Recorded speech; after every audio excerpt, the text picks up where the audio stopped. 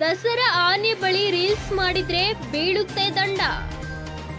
ಆನೆ ಬಳಿ ಹೋಗದಂತೆ ತಡೆಯಲು ಕಮಾಂಡೋ ಬಳಕೆ.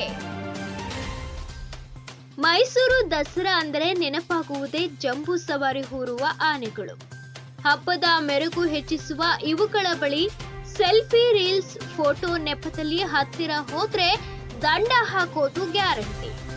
ಹೌದು, ಜಂಬೂ ಸವಾರಿಗೆ ದಿನಗಣನೆ ಶುರುವಾಗಿದ್ದು ದೇಶ ವಿದೇಶಗಳಿಂದ ಜನ ಮೈಸೂರು ದಸರಾ ನೋಡಲು ಬರುತ್ತಿದ್ದಾರೆ.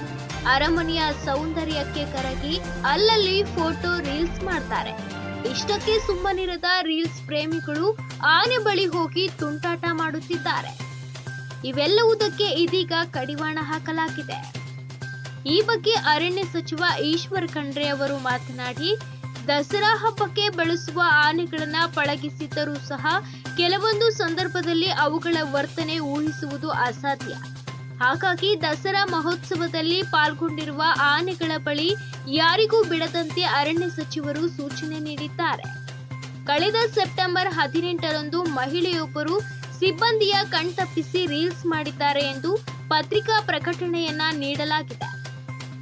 ಇದು ಮೇಲ್ನೋಟಕ್ಕೆ ಕರ್ತವ್ಯ ಲೋಪವಾಗಿದೆ ಎಂಬುದನ್ನು ಪುಷ್ಟೀಕರಿಸಿದ್ದು, ಅಧಿಕಾರಿ ಸಿಬ್ಬಂದಿಗೂ ಕಾರಣ ಕೇಳಿ ನೋಟಿಸ್ ನೀಡಲಾಗಿದೆ ಎಂದಿದ್ದಾರೆ.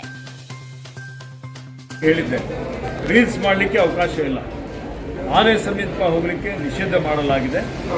ನಾನು ಒಂದು ನೋಟನ್ನು ಬರೆದು ಕಳಿಸಿದ್ದೇನೆ, ಟಿಪ್ಪಣಿ ಬರೆದಿದ್ದೇನೆ. ಅದರಲ್ಲಿ ಯಾರು ರೀಲ್ಸ್ ಮಾಡಿದ್ದಾರೆ ಅಥವಾ ಮಾಡಲಿಕ್ಕೆ ಅವಕಾಶ ಮಾಡಿಕೊಂಡಿದ್ದಂಥವ್ರ ಮೇಲೇನೂ ಕ್ರಮ ತೆಗೆದುಕೊಳ್ಬೇಕು ಅನ್ನೋಂಥ ಮಾತನ್ನು ಹೇಳಿದ್ದೇನೆ. ಇನ್ನು ಮುಂದಿನ ದಿನಮಾನಗಳಲ್ಲಿ ನಮ್ಮ ಹಿರಿಯ ಅಧಿಕಾರಿಗಳಿಗೆ ಸೂಚನೆ ಕೊಟ್ಟಿದ್ದೇನೆ. ಮುಂದೆ ಸ್ಥಳೀಯ ಪೊಲೀಸರಷ್ಟೇ ಅಲ್ಲ, ಸ್ವಲ್ಪ ಕಮಾಂಡೋಗಳಿಗೆ ಹಾಕಿ ಈ ಆನೆ ಹತ್ತಿರ ಯಾರು ಬರಗೊಡದ ರೀತಿಯಲ್ಲಿ, ಆನೆಗೆ ಯಾವುದೇ ರೀತಿಯಲ್ಲಿ ಕಾಟ ಆಗಲಿ, ತೊಂದರೆ ಆಗಲಿ, ಅದಕ್ಕೆ ಪ್ರಚೋದನೆ ಮಾಡುವಂಥ ಕೆಲಸ ಯಾರು ಮಾಡಬಾರ್ದು. ಇವತ್ತು ಆಗೇನಾದರೂ ಆದರೆ ಅವಘಡಗಳಾಗುವಂಥ ಸಂಭವ ಇರ್ತದೆ. ತಮ್ಮ ಮುಖಾಂತರನೂ ಸಾರ್ವಜನಿಕರಲ್ಲಿ ಮನವಿ ಮಾಡ್ತಾ ಇದ್ದೇನೆ, ಯಾರೂ ರೀಲ್ಸ್ ಮಾಡುವಂಥದ್ದಾಗಲಿ ಅಥವಾ ಸೆಲ್ಫಿ ತೆಗೆದುಕೊಳ್ಳುವಂಥದ್ದಾಗಲಿ ಮಾಡಲಿಕ್ಕೆ ಹೋಗಬಾರದು.